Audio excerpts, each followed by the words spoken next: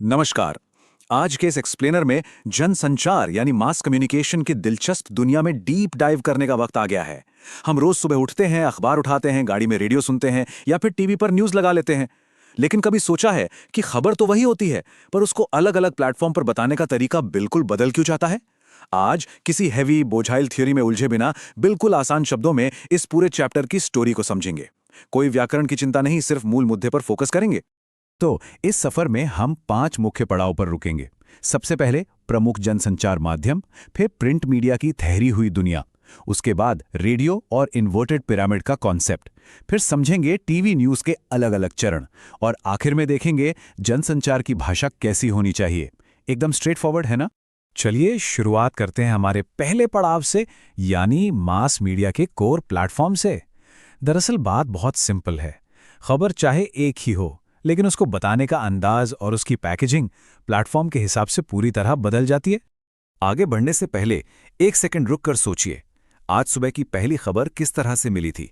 क्या अखबार का पन्ना पलटा गया था, या ईयरफोन लगाकर रेडियो सुना था, या टीवी चालू किया था, या फिर फोन पर स्क्रोलिंग करते हुए कोई अपडेट दिख गया था? ये पूरी मास मीडिया की दुनिया मुख्य रूप से इन 4 स्तंभों पर टिकी है: प्रिंट, टीवी, रेडियो और इंटरनेट। अब इन चारों की अपनी अपनी अलग खूबियां हैं और कुछ खामियां भी हैं। अखबार छपे हुए शब्दों का खेल है, तो रेडियो सिर्फ और सिर्फ आवाज का। टीवी में विजुअल और ऑडियो का जबरदस्त मेल होता है, और इंटरनेट, वहीं तो इन सब का कन्वर्जेंस होता है। इसीलिए जब खबर लिखी जाती है तो ये जानना सबसे जरूरी है कि हम किस माध्यम के लिए लिख रहे हैं। तो आगे बढ़ते हुए बात करते हैं अपने पहले कोर मीडियम की, प्रिंट मीडियम की दुनिया। ये वो जगह है जहां लिखे हुए शब्दों की ताकत अपने चरम पर होती है। प्रिंट माध्यम, जैसे कि सुबह का अखबार, इसकी सबसे बड़ी खासियत है इसका ठहराव। इसमें वक्त की कोई पाबंदी नहीं होती। पढ़ने वाला जब चाहे रुक सकता है, किसी कॉम्प्लेक्स बात पर सोच विचार कर सकता है, और अगर कुछ छूट जाए तो वापस आकर फिर से पढ़ सकता है। लेकिन हाँ, इसकी एक बेसिक शर्त यह है कि पढ़ने वाले का साक्षर यानी लिटरेट होना बहुत जरूरी है। यहाँ एक बहुत ही दिलचस्प अंतर सामने आता है। एक तरफ जहाँ प्रिंट मीडियम किसी मुद्दे पर डीप विश्लेषण करने और रिवाइंड करके दोबारा पढ़ने की आज़ादी देता है, वहीं दूसरी तरफ रेडियो और टीवी बिल्कुल अलग ढंग से काम करते हैं। वो लीनियर होते हैं, एक रेखीय। एक बार जो बात आगे निकल गई तो उसे तुरंत रिवाइंड करके दोबारा नहीं देखा या सुना जा सकता। इसीलिए प्रिंट में थोड़ी भारी और लंबी बातें चल जाती हैं, लेकिन टीवी और रेडियो में शब्दों का एक ही बार में दिमाग में उतर जाना जरूरी है। अब देखते हैं कि ये जो ठहराव की कमी है, ये हमारे अगले माध्यम यानी रेडियो को कैसे प्रभावित करती है। रेडियो एक ऐसा मीडियम है जो पूरी तरह से सिर्फ और सिर्फ कानों पर निर्भर करता है।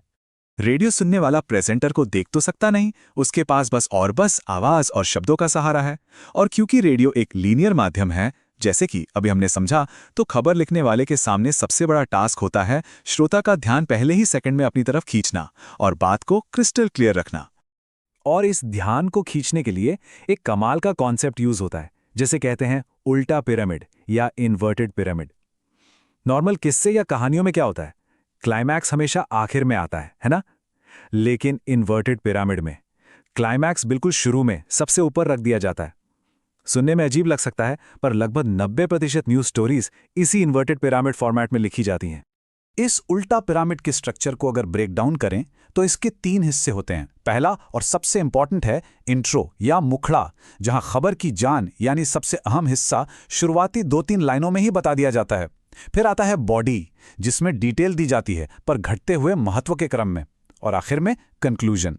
वैसे न्यूज में इस फॉर्मेट में कोई लंबा चौड़ा कंक्लूजन नहीं होता।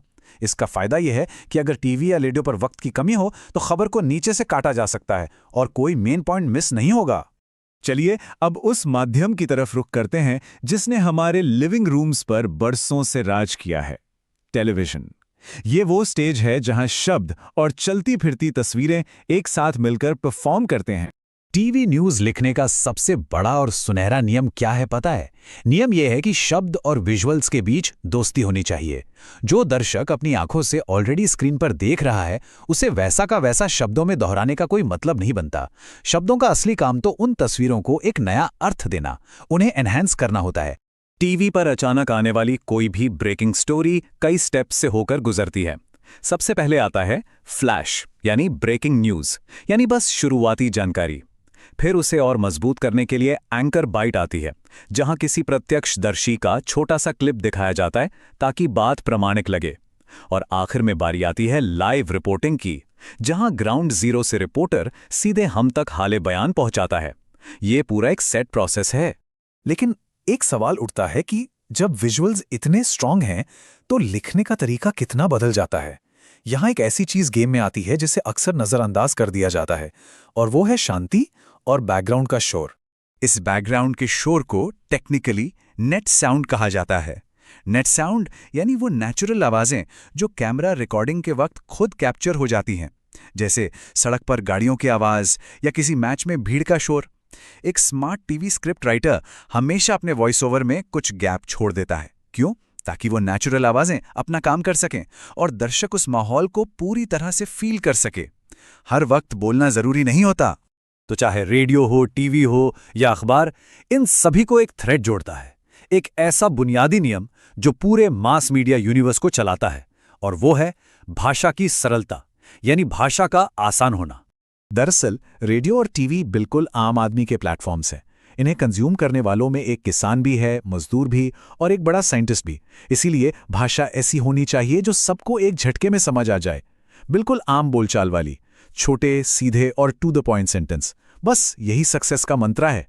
इसे एक उदाहरण से समझते हैं। मान लीजिए न्यूज में एक भारी भरकम शब्द बोला गया, क्रय विक्रय। अब आधे लोग तो यही सोचते रह जाएंगे कि इसका क्या मतलब है, पर अगर इसकी जगह सिर्फ खरीद बिक्री बोल दिया जाए तो बात सीधे दिमाग में जाती है ना? या स्थानांतरण बोलने के बजाय सीधा तबादला बोलना कितना नेचुरल और पावरफुल लगता है। न्यूज़ का अल्टीमेट गोल अपना ज्ञान दिखाना नहीं है, बल्कि इन्फॉर्मेशन को बिना किसी फिल्टर के लोगों तक पहुंचाना है।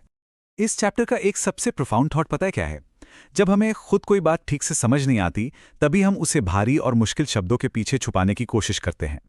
एक कमाल की ट्रिक यह है कि जब भी न्यूज़ लिखी जाए तो ये सोचना चाहिए कि यही बात अगर घर में किसी छोटे बच्चे या किसी बुजुर्ग को समझानी हो तो कैसे समझाई जाएगी। लिखी हुई बातों को जोर से बोल बोल कर पढ़ना एक ज़बरदस्त तरीका है ये चेक करने का कि फ्लो नेचुरल है या रोबोटिक। तो इस एक्सप्लेनर में हमने पूरी स्टोरी जानी कि अलग अलग मास मीडिया प्लेटफॉर्म्स आखिर काम कैसे करते हैं और उनके रूल्स क्या हैं। अब एक सवाल जिसके बारे में सोचना बनता है, इन सभी प्लेटफॉर्म्स में से किसके लिखने का तरीका सबसे चैलेंजिंग या सबसे असरदार लगता है? अगली बार जब टीवी पर ब्रेकिंग न्यूज़ फ्लैश हो या एफएम रेडियो पर कोई अपडेट आए तो नोटिस कीजिएगा कि वो इन्वर्टेड पिरामिड यूज़ कर रहे हैं या नहीं, और उनकी भाषा कितनी सिंपल है। आज की इस दिलचस्प चर्चा में जुड़ने के लिए बहुत बहुत शुक्रिया। मिलते हैं अगले ऐसे ही किसी आसान और एंगेजिंग एक्सप्लेनर के साथ।